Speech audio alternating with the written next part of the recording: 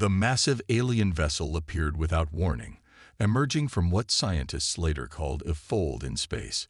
It hung silently above Earth, larger than any structure humans had ever built, its metallic surface reflecting sunlight like a new moon. Diane Powell was the first to notice. Working the night shift at Arecibo Observatory, she had been tracking routine stellar phenomena when her instruments detected the anomaly.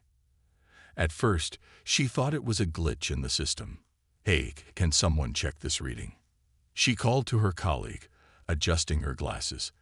The computer screen showed an object decelerating from near light speed to a complete stop just beyond lunar orbit. Within an hour, observatories worldwide confirmed the discovery. Within 3, military satellites were repositioned for better surveillance. By morning, every government on Earth knew we were no longer alone. "What are we looking at exactly?" asked General William Curtis in the hastily assembled war room beneath the Pentagon. Screens displayed the vessel from various angles, its strange geometry defying human architectural logic. "It's approximately 18 miles long, sir," replied a young analyst. "And it's not doing anything." Yet, the general added grimly. In New York, the United Nations Security Council convened an emergency session. Representatives from every nation spoke in hushed tones, their usual political differences temporarily forgotten in the face of a potential existential threat. "We need a unified response," insisted Secretary General Maria Gonzalez. "This is not a national issue. This is humanity's first contact." After hours of debate, they reached consensus. Navy Captain Frank Miller, a veteran with diplomatic experience and a calm demeanor, would lead Earth's first contact team. His orders were simple: establish communication, determine the aliens' intentions, and avoid any actions that might be interpreted as hostile. The call came while Miller was having dinner with his daughter. "Dad, your phone," she said, pointing to the device vibrating across the table. He glanced at the screen, apologized, and took the call. 2 hours later, he was aboard a military transport heading to the newly established First Contact Command Center. "Captain Miller, we're picking up a transmission from the vessel," said Communications Officer Olivia Reed, 6 days after the ship's arrival. I think it's a request to meet." Miller nodded, his face betraying no emotion despite the weight of 7 billion lives resting on his shoulders. "Put it through." The message was clear. A small craft would descend to neutral territory, an uninhabited island in the Pacific, where representatives could meet. The aliens called themselves the Xelarian Empire and claimed to rule over thousands of worlds across multiple star systems. "An empire," Miller said thoughtfully. "That's concerning." The meeting was set for dawn. As the sun rose over the Pacific, a sleek shuttle detached from the massive ship and descended smoothly to the designated landing zone. Earth's delegation: Miller, 2 diplomats, a scientist, and a small security detail, watched as the craft touched down without a sound. The hatch opened, revealing Ambassador Vorthak, a tall, humanoid figure with iridescent blue skin and eyes that seemed to contain galaxies. 4 guards flanked the ambassador, their posture rigid and watchful. "Captain Miller," Vorthak spoke in perfect English. "How fascinating to meet representatives of such a developing world." The slight pause wasn't lost on Miller. "Ambassador Vorthak, on behalf of Earth, welcome. We look forward to peaceful dialogue between our peoples." Vorthak smiled, revealing teeth too straight and white to be natural. "Yes, dialogue. The Emperor is most interested in adding your world to our collection." Miller maintained his diplomatic expression, but felt a chill. "Perhaps you could clarify what you mean by collection." "In time, Captain," Vorthak replied, looking around at Earth's primitive technology with barely concealed amusement. "In time. First, let us discuss how your planet will integrate into the glory of the Xelarian Empire." As they walked toward the meeting tent, Miller sent a subtle hand signal to his team. Something wasn't right.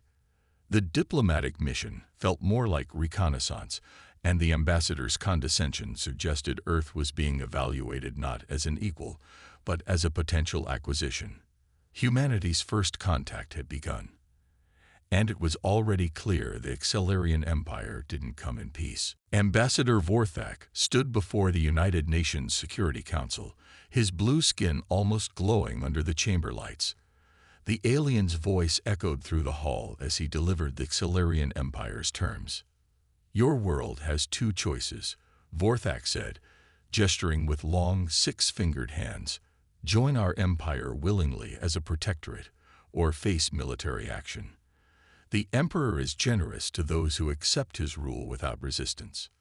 The gathered diplomats and world leaders exchanged worried glances. Secretary General Maria Gonzalez leaned forward at the central podium. "And what exactly does becoming a protectorate entail?" she asked, her voice steady despite the tension filling the room. Vorthak smiled. "Simply put, Earth would benefit from our advanced technology and protection. In exchange, your planet would provide resources and labor for imperial projects, a fair arrangement that has brought prosperity to thousands of worlds." Dr. Alan Wright, Earth's leading xenolinguistics expert, sat in the back of the chamber, carefully analyzing every word the ambassador spoke. His eyes narrowed as he made notes on his tablet. After the formal presentation, the Security Council moved to a private chamber for discussion. Dr. Wright requested permission to speak. "The language they're using is carefully coded," Wright explained, pulling up translations on the room's main screen. "I've been studying their communications patterns. What they call protectorate status actually translates closer to resource colony in their internal language." He swiped to another document. "And this section about labor for imperial projects, based on references to other worlds, this means forced work camps." General Curtis slammed his fist on the table. "So they're not here for peaceful relations. They want to conquer us. And they believe it will be easy," added Miller, who had been observing silently until now. "Their technology is centuries beyond ours.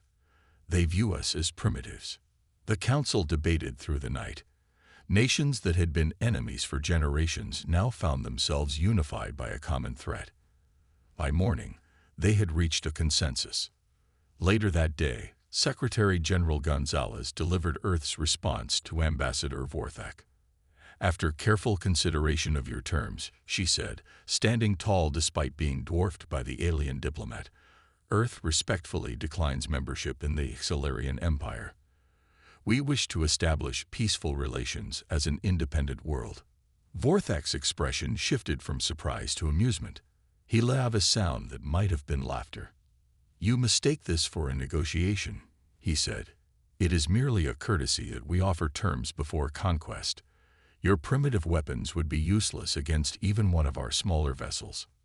"Nevertheless," Gonzalez replied firmly, "that is our answer." Vorthak's eyes hardened. "The Emperor will be disappointed. You have 1 Earth month to reconsider before our fleet arrives to begin integration procedures." After the ambassador departed, Dr. Wright met with Captain Miller and a small group of military and scientific leaders in a secure underground facility. "Integration procedures," Wright said grimly. "Based on their communication patterns, that's a euphemism for military conquest." 1 month, Miller mused. "That's all the time we have to prepare." "Prepare how?" asked General Curtis. "You saw their ship. If that's just a diplomatic vessel, imagine what their warships can do." In the corner of the room, NASA engineer Kevin Patel had been listening quietly. He cleared his throat. "There might be something," he said. "Something we found on Mars 3 years ago. It wasn't public knowledge. Just a small artifact with technology we couldn't understand." All eyes turned to him. "Until now, we thought it was just an interesting alien relic," Patel continued. "But after studying the Accelerian ship's energy signatures, I'm starting to think it might be a defense system, possibly even a weapon." Miller leaned forward. "How quickly can you get a team working on this?" "I already have Dr. Susan Baker analyzing it. She's the best quantum physicist we have," Patel replied. "But we'll need more resources. "You'll have them," General Curtis promised. "Every resource on Earth if necessary." As the meeting adjourned, Miller looked at the satellite image of the massive alien vessel hovering above Earth. 1 month to prepare for a war against an empire that spanned the stars. The odds seemed impossible. But for the first time, they had a glimmer of hope. The Mars artifact sat on a reinforced table in the middle of the secure underground laboratory. It was roughly the size of a basketball, with a metallic surface covered in strange geometric patterns that seemed to shift when viewed from different angles. "We found it buried in Valles Marineris during the third manned mission to Mars," Kevin Pottle explained to the assembled team of scientists and military personnel. "At first, we thought it was just an interesting relic. But look what happens when we introduce an energy source." Patil carefully connected a power cable to a small port on the artifact's surface. The patterns began to glow with a soft blue light, and a translucent dome of energy formed above it, extending about 3 feet in all directions. Dr. Susan Baker stepped forward, her eyes wide with excitement. "It's a shield generator. A miniature version, but the principles could be scaled up." "How do you know?" General Curtis asked skeptically. In response, Baker picked up a pen and tossed it at the dome. The pen bounced off as if hitting glass. She then retrieved a small laser pointer and aimed it at the shield. The beam disappeared at the surface of the dome without penetrating. "It absorbs and disperses energy," she explained. "We've been studying it for years without understanding its true purpose. But now, comparing it to the readings we got from the Accelerian ship, I believe they use similar technology." Captain Miller frowned. "Even if we understand it, how do we scale this up to protect an entire planet in less than a month?" "That's where I come in," said Patil with a determined smile. "I've been reverse engineering this technology since we found it. With proper funding and global cooperation, we could deploy a network of satellites equipped with this shielding technology." While the scientific team worked on the shield, Major Lisa Johnson prepared for a more dangerous mission. Selected for her background in both special operations and aerospace engineering, she would lead a covert team to gather intelligence on the Imperial ships. "The plan is high risk," Johnson explained to her team of 6 specialists as they prepared their modified stealth craft. "We'll use our new cloaking technology, based partially on the Mars artifact, to approach one of the smaller Accelerian vessels. Our goal is to hack into their systems and gather intelligence on their weaknesses." 3 days later, Johnson's team quietly docked with a Accelerian scout ship at the edge of Earth's solar system. Using cutting-edge hacking tools, they managed to break into the alien computer system. "It's fascinating," whispered Sergeant Joe Reeves, the team's computer expert. "Their ships are almost entirely automated. They rely on AI systems far more advanced than ours, but that could actually be a weakness." "How so?" Johnson asked, keeping watch while Reeves worked. "They're vulnerable to the right kind of digital attack," Reeves explained, downloading massive amounts of data. "Their systems are sophisticated, but they have surprisingly few safeguards against certain types of intrusions. I think they've never needed them before." Meanwhile, back on Earth, Dr. Baker made a breakthrough with the shield technology. "The shield doesn't just block attacks," she announced to the project team, her face glowing with excitement after 3 days without sleep. "It absorbs the energy and can potentially redirect it.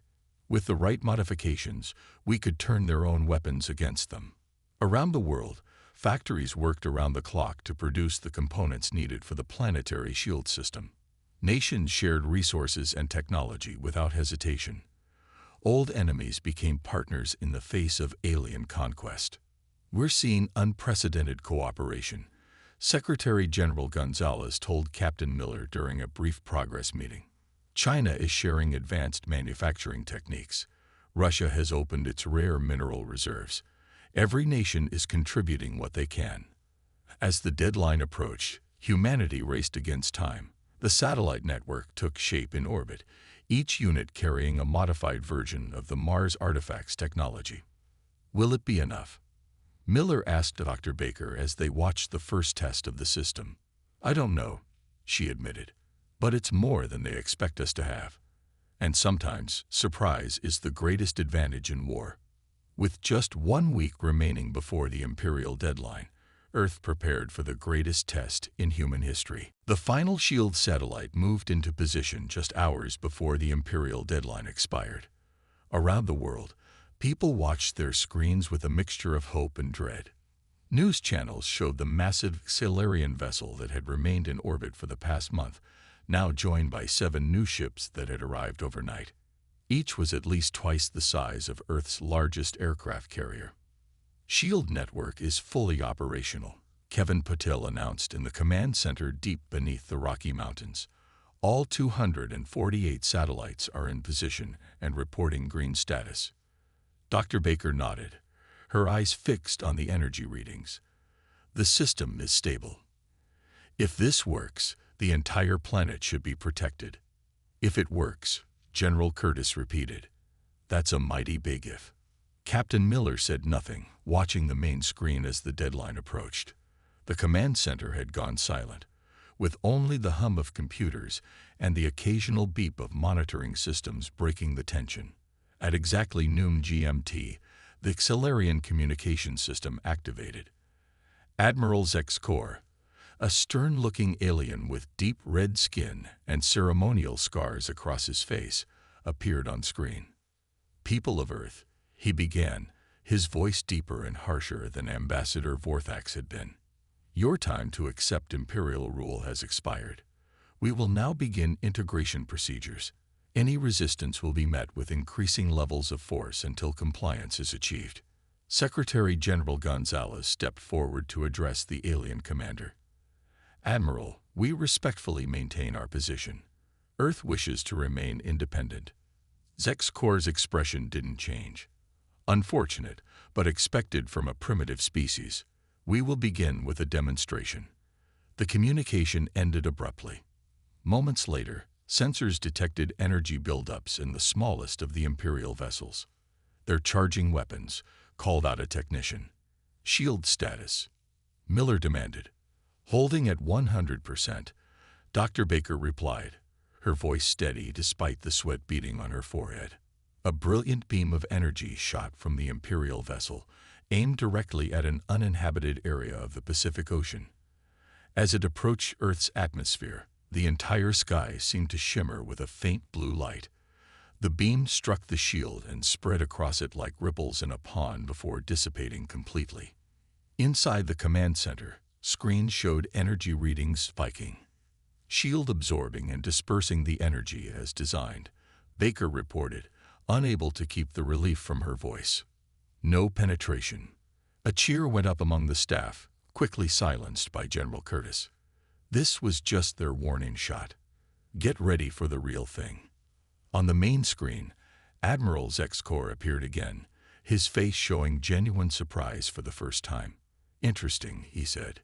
"Your world has more advanced technology than our scans indicated. Nevertheless, this changes nothing." The next attack came from 3 ships simultaneously, their weapons focused on different points around the globe. Again, the shield held, absorbing incredible amounts of energy. "They're increasing power," Patel warned as alarms began to sound throughout the command center. "The shield is holding, but the energy absorption is reaching critical levels in some sectors." Dr. Baker rushed to a secondary console, rerouting power distribution. "We need to balance the load across the entire network." The attacks continued for hours. The Imperial fleet circled the planet, firing increasingly powerful weapons at different points, searching for weakness. Inside the command center, the technical team worked frantically to maintain the shield integrity, rerouting power and adjusting frequencies as needed. "They're not giving up," Miller noted grimly as the 6th hour of continuous bombardment began. "Neither are we," Dr. Baker replied, her fingers flying across her keyboard. "And every attack gives us more data about their weapons." Admiral Zexkor's frustration became evident in his next communication. "Your defensive technology is unexpected, but we have yet to deploy our full arsenal. Prepare for the next phase of integration." As the Admiral's image disappeared, General Curtis turned to Captain Miller. "The shield is buying us time, but we can't just sit here and take a beating forever."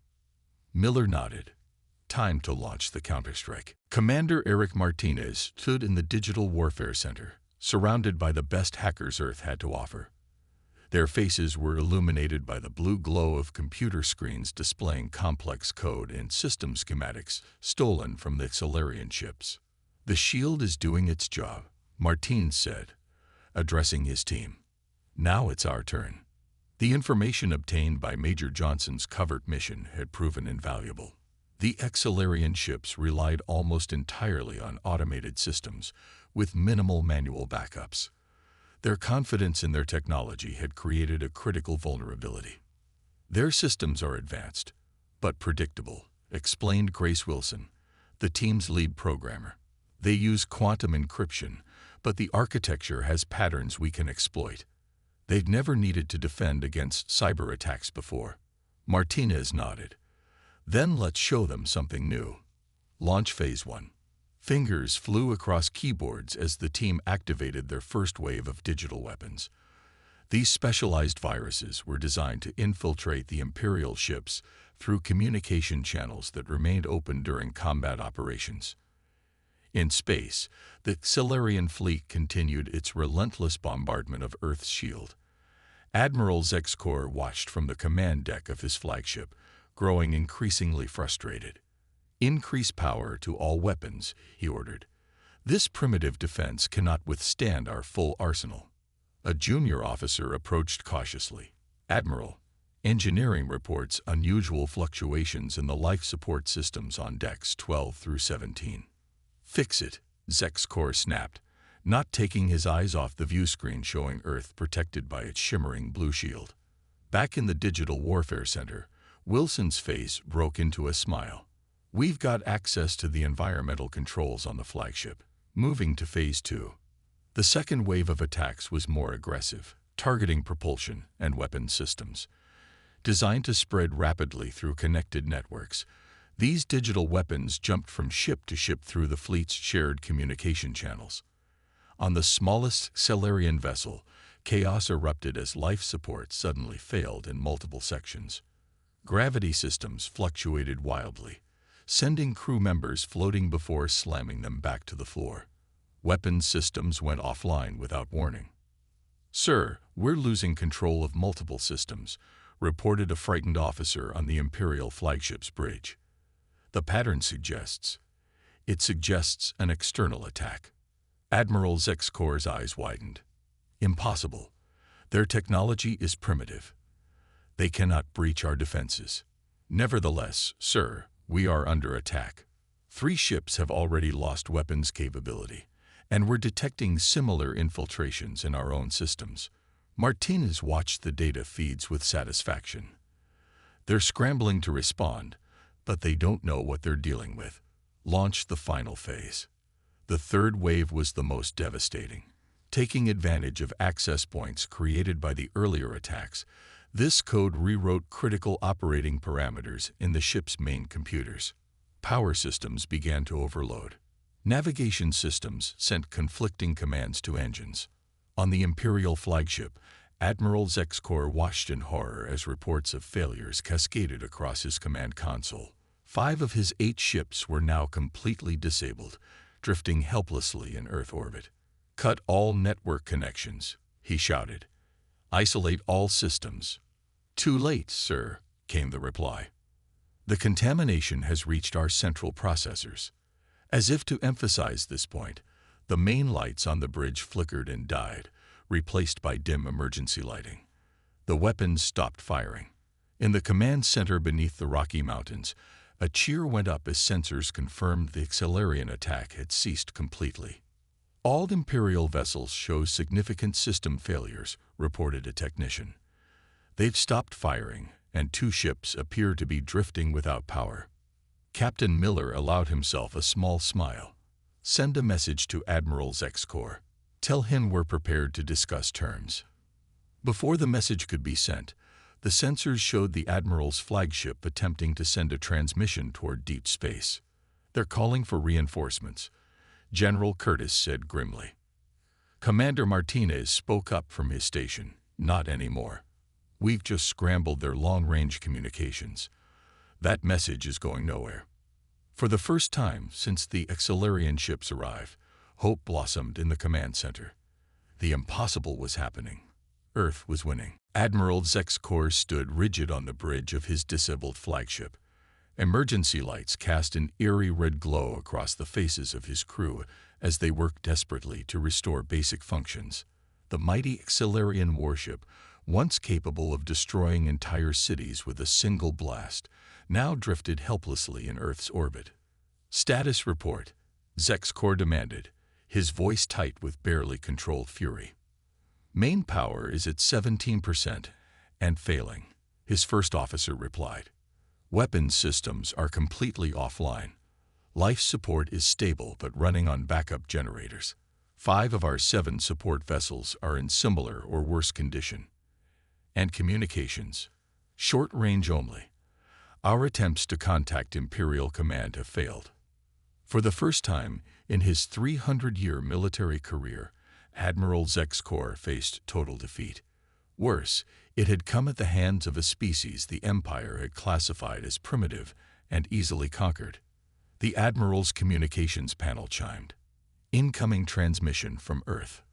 On the view screen, Captain Miller appeared, his expression calm but firm.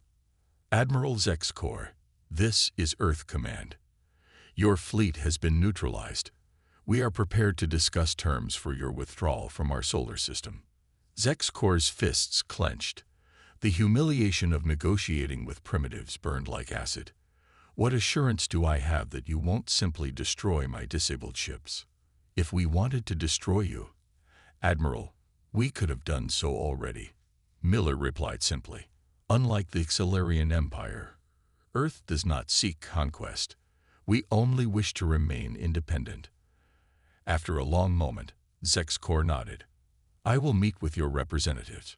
The meeting took place on neutral ground, the International Space Station, hastily modified to accommodate the alien visitors. Ambassador Vorthak joined the Admiral, his earlier arrogance now replaced by cautious respect. Secretary General Gonzalez led Earth's delegation, with Captain Miller and Dr. Baker at her side. The contrast between the tall, imposing aliens and the human representatives highlighted just how remarkable Earth's victory had been. "The terms are simple," Gonzalez stated, sliding a tablet across the table. "The Accelerian Empire will recognize Earth and our entire solar system as sovereign territory. No Imperial vessels will enter our space without explicit permission. In return, we will restore your ships to functional status and allow you to return to Imperial space." Vorthak leaned toward Zexkor. "These terms are unprecedented," he whispered. "No world has ever successfully resisted Imperial integration. And yet here we are," the Admiral replied grimly. He studied the humans across the table. "We underestimated them. A mistake the Empire has not made in millennia." After reviewing the document, Zexkor looked up. "These terms mention nothing about your shield technology or the weapons you used against our ships. Those are not up for negotiation," Miller replied firmly. "Earth's defensive capabilities remain our own." The Admiral nodded slowly. "The Emperor will demand an explanation for this outcome." "Then tell him this," Gonzalez said, leaning forward. "Earth is not like other worlds you have conquered. Our strength lies not in our technology alone, but in our diversity and adaptability.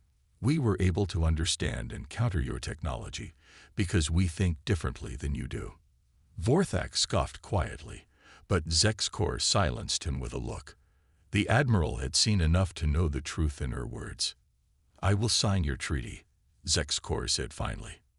"But know this, the Empire spans thousands of worlds across hundreds of star systems. This defeat, while significant, is merely one setback. The Emperor may yet decide Earth is worth the cost of a larger campaign." "Then we will be ready," Miller replied calmly. After the signing ceremony, Earth technicians helped restore basic functions to the Imperial vessels. Within 48 hours, the Accelerian fleet had gathered its disabled ships and begun to retreat from the solar system. On the observation deck of the space station, Miller watched them go. "Do you think they'll come back?" Dr. Baker asked, joining him at the viewport. "Eventually," Miller replied. "But next time, we'll be even more prepared."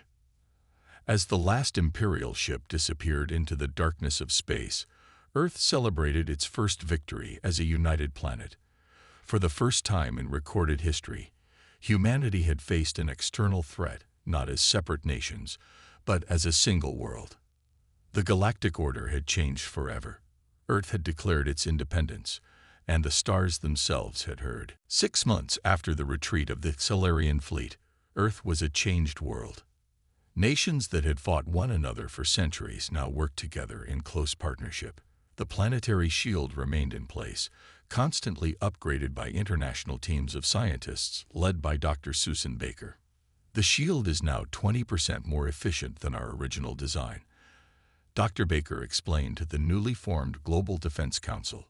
"We've incorporated elements of Solarian technology we were able to study during their attack." Around the table sat representatives from every continent, a unified body created to coordinate Earth's defenses and future space exploration efforts. Captain Miller, now promoted to Admiral, headed the council. "And what about our expansion plans?" asked the representative from Africa. Kevin Patel stepped forward, bringing up a holographic display of the solar system. "The Mars colony is ahead of schedule. We have 400 people living there now, with plans for thousands more. The mining operations on the asteroid belt have begun, and the Jupiter station will be completed next month." Miller nodded with satisfaction. Earth was no longer confined to a single planet.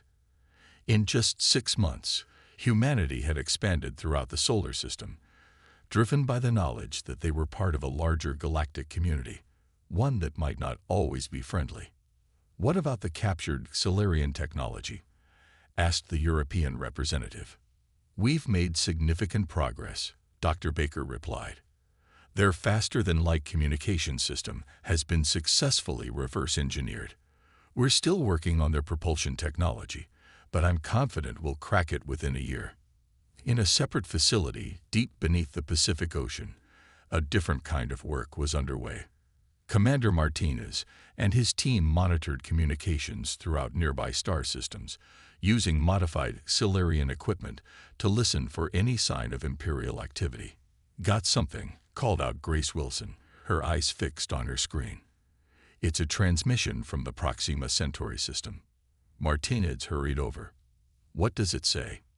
"It's encrypted, but using patterns we've seen before," Wilson replied, her fingers flying across her keyboard. "It appears to be from a resistance group." The decoded message confirmed their suspicions. Word of Earth's successful resistance had spread throughout the Empire. On dozens of worlds, subjugated species had begun organizing, inspired by humanity's victory. "This changes everything," Martinez said quietly. "We're not just defending Earth anymore. We could be looking at a galactic revolution." The news reached Admiral Miller during the council meeting. After reading the report, he looked up at the assembled representatives. "It seems our stand against the Empire has had wider consequences than we anticipated," he explained. "Other worlds are beginning to resist Imperial rule. They're looking to us for inspiration, possibly for leadership."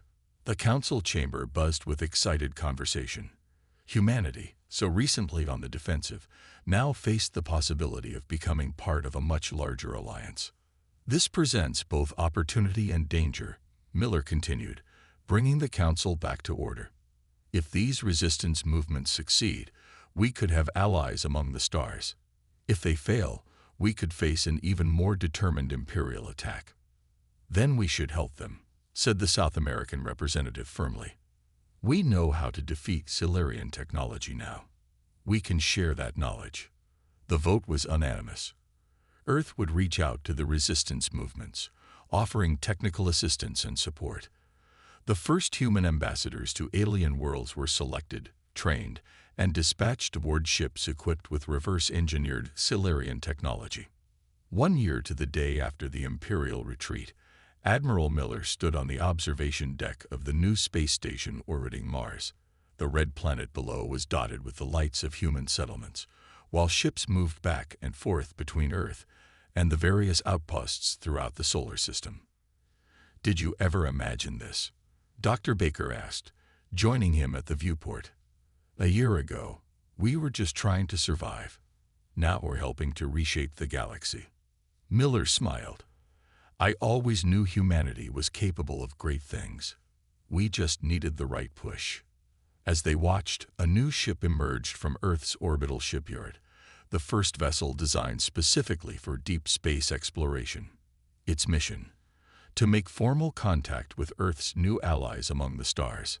The ship's name, painted proudly on its hull, said everything about humanity's new place in the cosmos: unity. Earth had not only declared no entry to an empire, it had begun writing a new chapter in galactic history.